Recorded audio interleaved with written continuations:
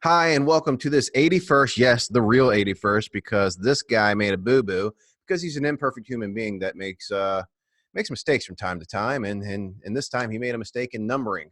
He skipped over 79 completely.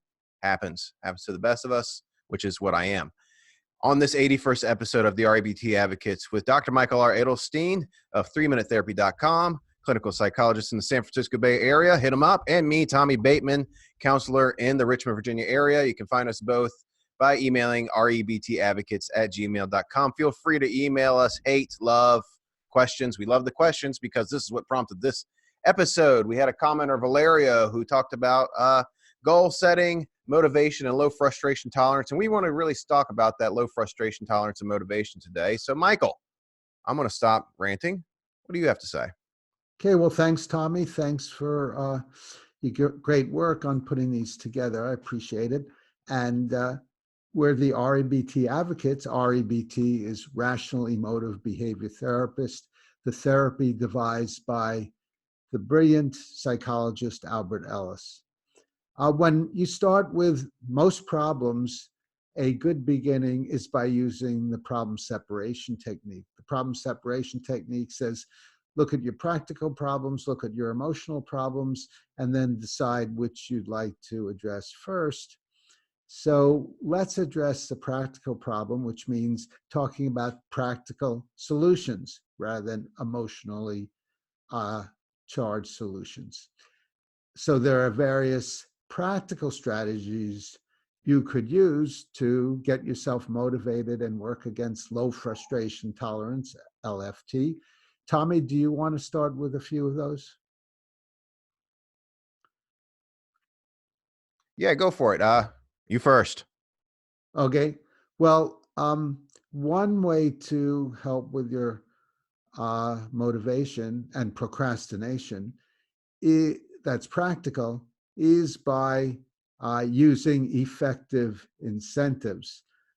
For example, you could use reinforcement, which means setting goals, like I'm going to read for an hour, and if I do, I get a reward. If I don't, I get a penalty. And a reward is something you enjoy doing, you normally don't do, but you're willing to give yourself. And a penalty is something you normally don't do that you would find diversive and you're willing to do. And there are many, many examples on each side, although most people find the negative reinforcement, the penalties, much more effective than the positive. And some negative reinforcements are monetary and non-monetary. Monetary would be you send your least favorite charity $10 if you don't comply with the hour's time to do the reading, or you rip up $10, or you give it to someone to spend, even though they're not a least favorite charity, you're not happy about donating $10 to their spending, etc. So those are some negative reinforcements. Did you have any suggestions, Tommy, for effective incentives? Well, first, I like to make goals that are rewards in and of themselves. So I like to work out a lot. The reward itself is once you complete the workout, you feel pretty darn good. If you don't do a good workout or you fail to work out altogether, my body feels pretty darn bad. So the goal itself, the reward and the penalty is kind of built into the action all its own. So I like to be very choosy about my goals to begin with, if that makes sense. Yeah, I think that's a great idea. And there are natural reinforcements, as you're saying, Tommy. And what you could do is remind yourself of those natural reinforcements. If I go to the gym, I get such and such benefits. If I don't go to the gym, I get such and such costs. So that certainly is a good idea. Mm-hmm. Another incentive would be using Premack's principle. David Premack was a psychologist, and he came up with the idea that the higher frequency behavior reinforces the lower frequency behavior, which means, for example, that if you like to make yourself a cup of coffee when you're reading, and you procrastinating because you're making coffee or getting a donut or something like that, that's the higher frequency behavior. The lower frequency behavior is the reading, if you tend to procrastinate on that. So the thing to do is not let yourself make the coffee or get the coffee until you do the hour reading. Then you reward yourself with the coffee. So you reward your doing the lower frequency behavior, the lower likelihood behavior, by allowing yourself to do the higher likelihood behavior, the more enjoyable behavior, once you've done the harder thing. Yeah. Tommy, do you have any others? Yeah, well, I tend to notice that my frustration tolerance tends to diminish depending on my physical condition and how much I've already done throughout the day. Now, sometimes folks that have trouble keeping up with a goal, it's because they're trying to pack in more to what they've already put in their day. So they're burning the candle at all five ends. Maybe we need to burn that on just one end. Perhaps look at your day and go, well, is this activity really necessary? Is this activity really necessary? Is this activity going towards my overall life goals? And maybe I can cut that out. Is that person someone that I need to really deal with on a day-to-day basis? Is that helpful towards me?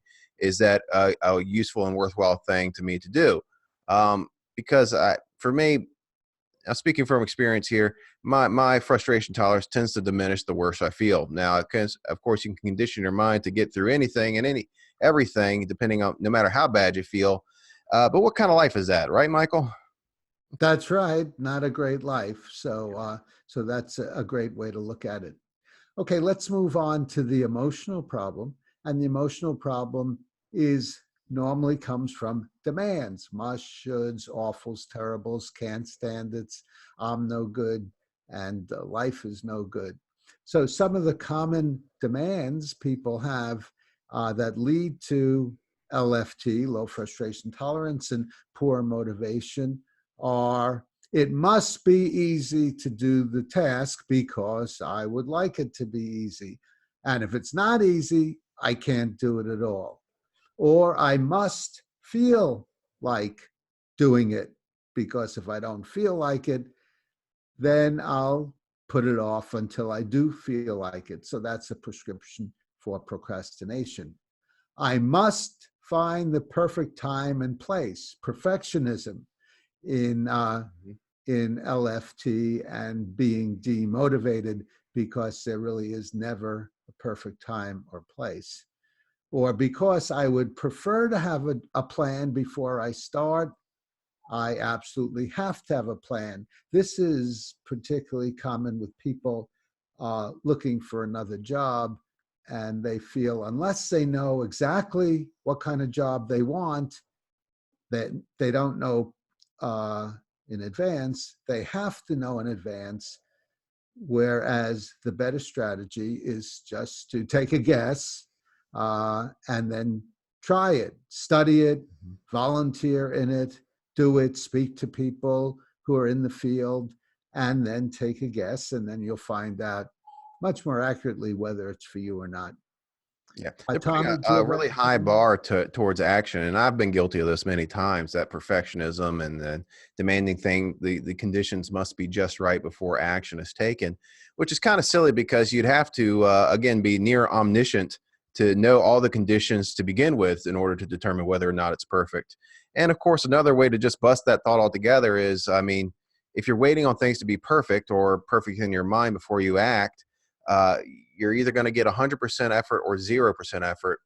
Well, if you're always going to be leaning on erring towards the 0% effort or 0% progress, maybe we need to re-examine that thought. Isn't 60%, 50%, 40% progress better than the 100 that you actually desire? Do something, do even a little bit of, imperfect actions better than no action at all. That's right. It doesn't have to be perfect, and perfectionism is a great killer of motivation, productivity, and happiness. Hmm. But we don't have any more time right now unless you have a last word, Tommy. I have no words for you. Okay. Okay. Thanks. And if you enjoyed the video, please comment and give us a like, support us on Patreon, and subscribe to the REBT Advocates to stay on the rational side of life.